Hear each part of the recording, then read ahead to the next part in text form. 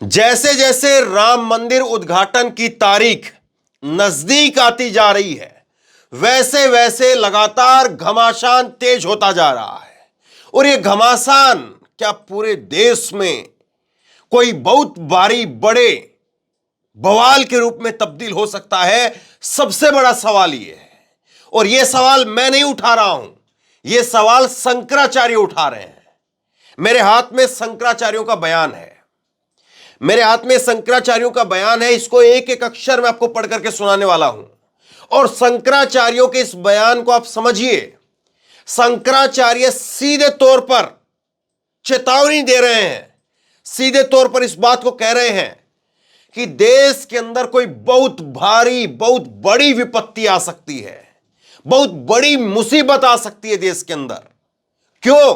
क्योंकि अर्धनिर्मित जो मंदिर का निर्माण अभी पूरा नहीं हुआ है, उस अर्धनिर्मित मंदिर के अंदर मूर्तियों में प्राण प्रतिष्ठा की जाएगी तो देश में कोई बहुत भारी विपत्ति, बहुत भारी बवाल वो हो सकता है।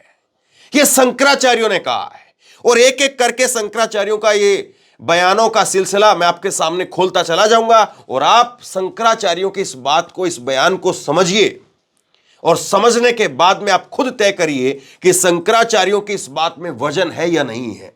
और शंकराचार्य ऐसा नहीं कि हवा में बात कर रहे हैं, शंकराचार्यों ने साफ तौर पर यह भी कह दिया है कि हमें हल्के में लेने की कोशिश मत करना। शास्त्रों का साथ भी हमारे साथ में है, जनता का साथ भी हमारे साथ में है, यह भी शंकराचार्यों की तरफ से कहा गया है।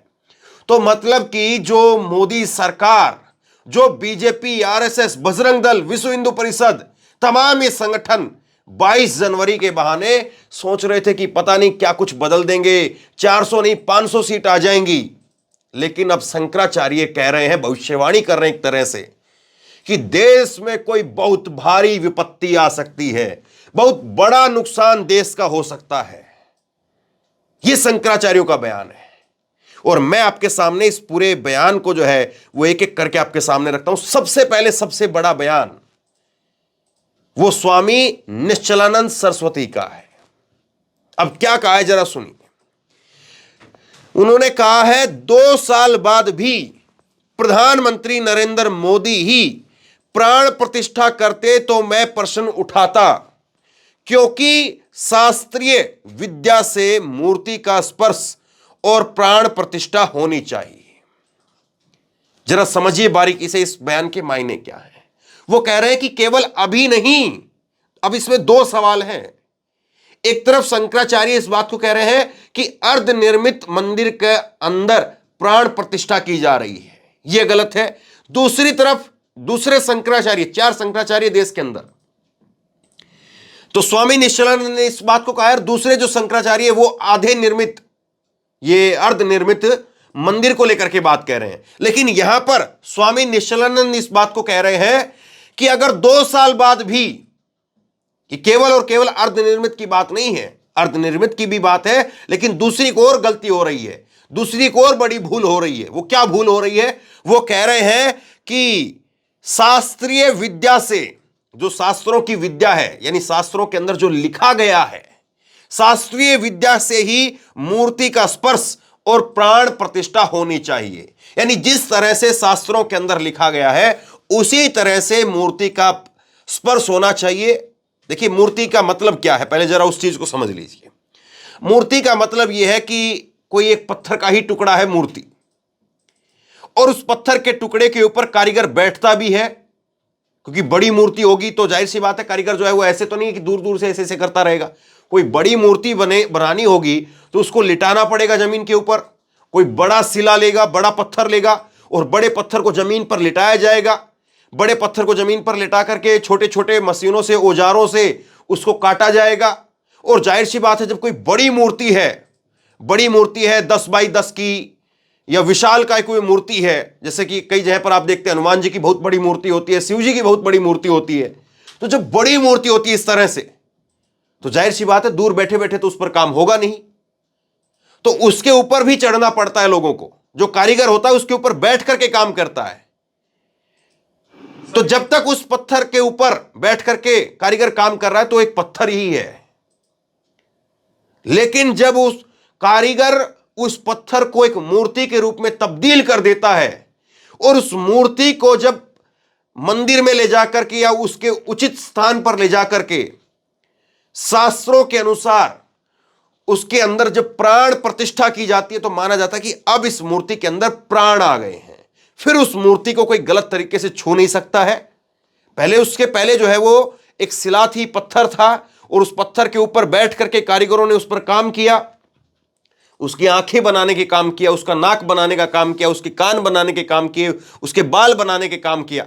तो बैठ करके उसके ऊपर जो है उसकी छाती पर बैठ करके, पैरों पर बैठ करके, हाथों पर बैठ करके, बड़ी मूर्ति होगी तो बैठना पड़ेगा। कोई बुरा नहीं मानता इस बात का, क्योंकि वो कारीगर का काम, तब वो वही काम हो रहा है। लेकिन जब मूर्ति उठ करके आ जाएगी कहां पर, मंदिर के अंदर, तो उसको आप किस तरीके से छुएंगे, कैसे छुएंगे, जो है वो कौन जो है उसके साथ में किस तरह से जो है पूजा करवा सकता है, कैसे पूजा होगी, किस तरीके से नहीं होगी, ये सब कुछ शंकराचार्य कह रहे हैं कि इनको लेकर के नियम कायदे शास्त्रों के अनुसार अंदर जो है वो लिखे हुए हैं, और उन्हीं के अनुसार मूर्ति की प्राण प्रतिष्ठा होनी चाहिए, उसका स्पर्श होना चाहिए।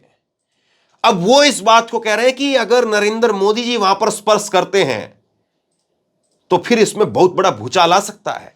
और कहीं ना कहीं मैं आपको यह भी दिखाऊंगा, कहीं ना कहीं आज नरेंद्र मोदी जी शंकराचार्यों के इस बयान के बाद बैकफुट पर भी नजर आए, और वो बैकफुट पर मोदी जी कैसे गए वो मैं आपको आगे बताऊंगा। दूसरा बयान स्वामी निश्चलानंद का, वो कह रहे हैं विधिवत प्रतिष्ठा ना हो तो मूर्ति में भूत पिशाच प्रतिष्ठित हो जाते हैं। प्राण प्रतिष्ठा मूर्ति प्रतिष्ठा खिलवाड़ नहीं है, इसमें दर्शन, व्यवहार और विज्ञान तीनों का एकतव्य होता है। अब जरा ये और भारी चीज है, और भारी भरकम जो है वो शब्द है, तो इसलिए मेरे को थोड़ा सा और खोल करके आपको समझाना पड़ेगा, इसकी व्याख्या करनी पड़ेगी। ये कह रहे हैं कि अगर विधिवत प्रतिष्ठा ना हो, सही तरीके से अगर मूर्ति के अंदर प्राण प्रतिष्ठा ना हो, तो मूर्ति के अंदर भूत पिशाच प्रेत आ सकते हैं। मूर्ति के अंदर जो है अगर सही तरीके से प्राण प्रतिष्ठा की जाएगी तो मूर्ति के अंदर आप जिनको चाह रहे हैं वही आएंगे। जिनको आप चाह रहे हैं कि राम जी की हम मूर्ति बना रहे हैं तो राम जी की प्राण प्रतिष्ठा इसके अंदर हो, तो वही आएंगे। शास्त्र इस बारे में कहते हैं, विज्ञान जो है वो अलग है, लेकिन वो कह रहे हैं कि विज्ञान का भी इसमें वक्तव्य है। तो ये कह रहे हैं इसमें स्वामी निश्चलानंद, अगर मूर्ति की सही तरीके से प्राण प्रतिष्ठा नहीं होगी तो मूर्ति के अंदर भूत पिशाच भी आ सकते हैं। मतलब कि आप जाएं तो अयोध्या इस बात के लिए कि लोगों के कष्ट खत्म हो जाए, लोगों को शक्ति मिले, लोगों को आशीर्वाद मिले, लेकिन अगर मोदी जी वहां पर गलत तरीके से मूर्तियों के अंदर प्राण प्रतिष्ठा कराएंगे तो भूत पिशाच भी जो है वो लोगों के साथ लग सकते हैं, या भूत पिशाच भी लोगों के पीछे पड़ सकते हैं। एक तरह से अगर इसका मैं भाव निकालूं, सार निकालूं, तो ये कहता है। आगे वो कह रहे हैं कि प्राण प्रतिष्ठा, मूर्ति प्रतिष्ठा वो खिलवाड़ नहीं है, इसमें दर्शन, व्यवहार और विज्ञान तीनों का एकतव्य है। क्या मतलब हुआ इसका? वो कह रहे हैं कि ये कोई मजाक नहीं है कि आप खिलवाड़ कर लेंगे, चलिए कोई बात नहीं, कोई हल्की बात है, ऐसी बात नहीं है। इसके अंदर दर्शन भी है, व्यवहार भी है और विज्ञान भी है, तीनों का एकतव्य है। इसलिए आपको इसके साथ में खिलवाड़ नहीं कर सकते हैं, आप प्राण प्रतिष्ठा के साथ में खिलवाड़ नहीं कर सकते हैं। स्वामी निश्चलानंद इस बात को कह रहे हैं। और एक वीडियो है, मैं आपको दिखा नहीं सकता हूं क्योंकि कॉपीराइट का इश्यू हो जाएगा। ये जो बागेश्वर बाबा थे, बहुत सारे लोग मानते, बहुत सारे लोग नहीं मानते, लेकिन जिनका बयान मैं आपको पढ़ करके सुना रहा हूं, निश्चलानंद के बारे में बागेश्वर बाबा ने क्या कहा मालूम है आपको? बागेश्वर बाबा ने कहा निश्चलानंद को लेकर के कि हमारे शंकराचार्यों के प्रधानमंत्री हैं निश्चलानंद, जिनके बयान मैं आपको पढ़ करके सुना रहा हूं। ये बागेश्वर बाबा के शब्द हैं कि हमारे जो शंकराचार्य हैं उनके सबसे बड़े, सर्वोच्च, और सर्वोच्च में भी सबसे बड़े प्रधानमंत्री वही हैं, जिनके बयान मैं आपके सामने रख रहा हूं। तो आप समझ लीजिए कि कितना वजन है इनका, कितना इनकी पैठ है, कितनी इनकी मजबूती है। आगे सुनिए, ये कह रहे हैं कि लोकमत भी हमारे साथ में, अब चेतावनी भी दे रहे हैं ये, क्योंकि एक आईटी सेल लग गई है इनको जो है वो डैमेज करने के लिए। जैसे कोई नेता अगर कुछ बोलेगा तो नेता के खिलाफ कुछ न कुछ बातें लिखने लगे शुरू कर देंगे कि ये नेता फलाने टाइम पर जो है मुसलमान था, फलाने टाइम पर ये था, फलाने टाइम पर इसने ये कैसा किया, वैसा किया, ऐसा हुआ, वैसा हुआ। और उसी तरह से दूसरी बात ये कह रहे हैं, लोकमत हमारे साथ में है, शास्त्र मत भी हमारे साथ में है, साधु मत भी हमारे साथ में है। तो हमने संकेत किया है कि सब तरह से हम बलवान हैं, दुर्बल हमें कोई ना समझे। अब ये सरकार को चेतावनी है, सरकार को चेतावनी दे रहे हैं कि लोकमत यानी लोगों का मत वो हमारे साथ में है, शास्त्र मत यानी शास्त्रों का जो ज्ञान है वो हमारे साथ में है, और साधुओं का मत, साधु सन्यासी, मैंने अभी जैसे आपको बताया कि ये जो है बागेश्वर बाबा जैसे जो और जितने भी साधु संत अपने आप को कहते हैं, वो कह रहे हैं कि हमारे प्रधानमंत्री हैं ये, तो सब हमारे साथ में है। इसलिए हम संकेत दे रहे हैं तुमको, कोई हमें निर्बल या कायर दुर्बल ना समझे, इस बात को कहा है।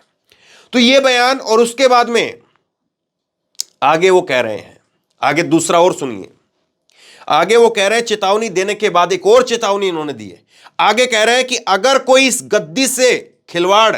गद्दी के साथ में खिलवाड़ करने की कोशिश करेगा तो कितना भी बड़ा बलवान हो, सुरक्षित नहीं रह सकेगा। मैं जनता को भड़काता नहीं, लेकिन हमारी वाणी का अनुगमन जनता जानती है।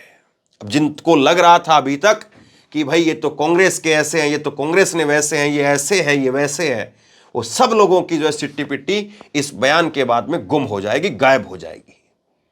शंकराचार्य इस बात को कह रहे हैं, शंकराचार्य ने यह बात कही है कि अगर किसी को लगता है कि वो इस गद्दी के साथ में खिलवाड़ कर सकता है, शंकराचार्य जिस गद्दी पर बैठे हुए हैं उस गद्दी के साथ में कोई खिलवाड़ कर सकता है, तो कोई कितना भी बड़ा बलवान क्यों ना हो, कोई कितना भी बड़ा बलवान क्यों ना हो, सुरक्षित नहीं रह सकेगा। जनता को मैं भड़का नहीं रहा हूं, जनता को मैं भड़काता नहीं हूं, लेकिन हमारी वाणी का अनुगमन जो है वो जनता जानती है, कि हमारी वाणी का क्या प्रभाव होता है, क्या रहता है, वो जनता जानती है। और इसके बाद में मोदी का नाम लेकर के एक तरह से इन्होंने कह दिया है। ये कह रहे हैं कि जब मोदी गुजरात के मुख्यमंत्री थे, वो तब से मेरे परिचित हैं। बहुत सारे लोग कह रहे थे कि ये एंटी मोदी लोग हैं। अब एंटी मोदी वाली जो थ्योरी है पूरी तरह से खत्म हो गई है। सुनिए जरा बयान। वो कह रहे हैं कि जब मोदी गुजरात के मुख्यमंत्री थे तब से मेरे परिचित हैं। पीएम पद की शपथ लेने से पहले भी वह मेरे पास आए थे। प्रधानमंत्री पद की जब शपथ ली थी उन्होंने, तब भी वो मेरे पास आए थे और मुझसे कहा था कि ऐसा आशीर्वाद दो कि कम से कम भूल कर सकूं। अब ये बड़ी बात जो है वो शंकराचार्य ने कह दी है। शंकराचार्य कह रहे हैं कि प्रधानमंत्री कोई मुझे आज से नहीं जानते हैं। प्रधानमंत्री जो है, जब गुजरात के मुख्यमंत्री थे नरेंद्र मोदी, वो तब से मुझे जानते हैं। और जब वो देश के प्रधानमंत्री बने, शपथ ली उन्होंने, तो शपथ लेने से पहले अब सोच लीजिए, कोई व्यक्ति देश का प्रधानमंत्री बन रहा है और देश के प्रधानमंत्री पद की शपथ लेने से पहले अगर किसी महाराज शंकराचार्य साधु के पास जाता है और कुछ मांगता है तो उसकी कितनी बड़ी वैल्यू होगी। तो शंकराचार्य के पास में नरेंद्र मोदी गए और शंकराचार्य से आशीर्वाद मांगा कि ऐसा आशीर्वाद दीजिए कम से कम भूल कर सकूं, मतलब ऐसा काम करूं कि भूल जो है कम से कम हो। लेकिन ऐसा लगता है कि यह आशीर्वाद जो है वो सही मन से या तो मिला नहीं, या सही मन से ग्रहण नहीं हुआ, या उनको जो है इस आशीर्वाद का पूरा फल मिला नहीं, क्योंकि मोदी और भूल का एक बहुत लंबा चौड़ा सिलसिला है। किसान आंदोलन में बहुत बड़ी भूल की, 750 किसानों को शहादत देनी पड़ी और आखिरकार मोदी को टीवी पर आकर के माफी मांगनी पड़ी। और अब ट्रक ड्राइवरों के सड़कों पर उतरने के बाद में दोबारा से आनन फानन में सरकार को अपने कानूनों को रोकना पड़ा। तो मोदी और भूल का सिलसिला बहुत लंबा है। तो ऐसा लगता है कि ये जो आशीर्वाद मांगा गया, वो आशीर्वाद पूरी तरह से उसका फल जो है मोदी जी को नहीं मिल पाया। अब उसमें जो है वो मनसा किसकी ठीक नहीं रही, क्योंकि कई बार जो है सामने से आपको चीज मिलती है, आप उसको पूरा ग्रहण नहीं कर पाते हैं, या आप कुछ जल्दबाजी में होते हैं तो आप ध्यान नहीं लगा पाते हैं। वहां पर टीचर तो क्लास में पढ़ाता ही है, लेकिन कई बार ऐसा होता है, टीचर ने कुछ बताया है, अध्यापक ने कुछ बताया है, लेकिन विद्यार्थी का ध्यान वहां कक्षा में नहीं होता है, विद्यार्थी का ध्यान कहीं और होता है, और विद्यार्थी उस जो है वो आशीर्वाद को या उस जो है वो उस पढ़ाई को, उस शिक्षा को ग्रहण नहीं कर पाता है। और जब एग्जाम में पेपर आता है तो पेपर देखता है और ऊपर छत देखता है, पेपर देखता है और ऊपर छत देखता है, उत्तर नहीं पता होता है। अब इसके बाद में एक और बयान मैं आपको सुनाता हूं, एक और बयान जो है वो आप देखिए, एक और बयान है स्वामी अविमुक्तेश्वरानंद सरस्वती का। इनका बयान आप सुन लीजिए। ये कह रहे हैं कि अर्धनिर्मित मंदिर में प्राण प्रतिष्ठा से विपत्ति आ जाएगी, संकट आ जाएगा, असुरी शक्तियां प्रभावी हो जाएंगी, विधि विधान से कुछ नहीं हो रहा है, चुनाव के लिए मोदी जी जल्दबाजी कर रहे हैं। समझ रहे आप इस बयान का मायने? दोबारा सुन लीजिए। अर्धनिर्मित मंदिर में प्राण प्रतिष्ठा से विपत्ति आ जाएगी, असुरी शक्तियां प्रभावी हो जाएंगी, विधि विधान से कुछ नहीं हो रहा है, मोदी चुनाव के लिए जल्दबाजी कर रहे हैं। यह बहुत बड़ा बयान है, बहुत बड़ा बयान है। शंकराचार्यों के अंदर से अगर इस तरह की भावना निकल करके आ रही, छोड़ दीजिए आप किस नेता ने ये बोला, किस नेता ने वो बोला, ऐसे ये हुआ, वैसे वो हुआ, छोड़ दीजिए सारी बातों को। शंकराचार्य जिस बात को कह रहे हैं उस बात को सुन लीजिए, समझ लीजिए। शंकराचार्य कह रहे हैं कि साहब, अर्धनिर्मित मंदिर के अंदर आप प्राण प्रतिष्ठा करा रहे हैं तो देश के अंदर कोई बड़ा संकट आ सकता है। दूसरी तरफ शंकराचार्य इस बात को भी कहते हैं कि मूर्तियों के अंदर प्राण प्रतिष्ठा सही तरीके से नहीं हो रही है, और अगर मूर्तियों के अंदर प्राण प्रतिष्ठा सही तरीके से नहीं हो रही है तो फिर आप यह भी मान करके चलिए कि कोई बहुत बड़ी आपत्ति, विपदा वो देश के ऊपर आ सकती है। और शायद इसी का असर कम करने की बात है कि प्रधानमंत्री नरेंद्र मोदी ने आज सुबह सुबह एक ट्वीट किया। सुबह सुबह प्रधानमंत्री नरेंद्र मोदी ट्वीट करके कहते हैं कि मैं 11 दिनों के लिए मैं एक अनुष्ठान कर रहा हूं, यानी एक तरह से व्रत कर रहा हूं।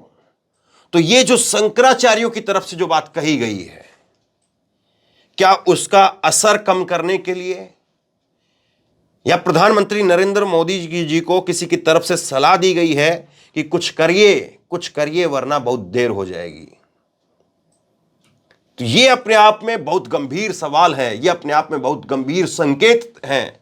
और अगर प्रधानमंत्री नरेंद्र मोदी इन सबको नहीं मान रहे हैं तो निश्चित तौर पर शंकराचार्यों की अगर माने तो बहुत कुछ ऐसा हो सकता है जिससे पता नहीं क्या हो जाए। तो पहला बहुत बड़ी खबर है शंकराचार्यों का यह कहना। और अगर आपको लग रहा है कि नहीं कोई बहुत बड़ी खबर नहीं है, तो शंकराचार्य अगर कल यही बात राहुल गांधी के लिए कह दें कि राहुल गांधी का यात्रा करना देश के लिए इतना बड़ा खतरा है, तो सोच लीजिए फिर कैसे जो है गोदी मीडिया चलाएगी, तब आपको समझ में आ जाएगी पूरी बातें। तो बहरहाल शेयर कीजिए इस खबर को, लोगों तक पहुंचाइए, बहुत बड़ी खबर है। और इसी तरह की तमाम खबरों के लिए ऑनलाइन न्यूज इंडिया को सब्सक्राइब कीजिए, साथ में जो बेल आइकन है घंटे उसको जरूर दबाइए, ताकि जैसे कोई खबर अपलोड करें उसकी नोटिफिकेशन सीधे सबसे पहले आपको मिल सके। अगर ये वीडियो फेसबुक पर देख रहे हैं तो फेसबुक पर हमारे पेज को लाइक कीजिए, फॉलो कीजिए और इस खबर को शेयर कीजिए। आपका बहुत बहुत धन्यवाद।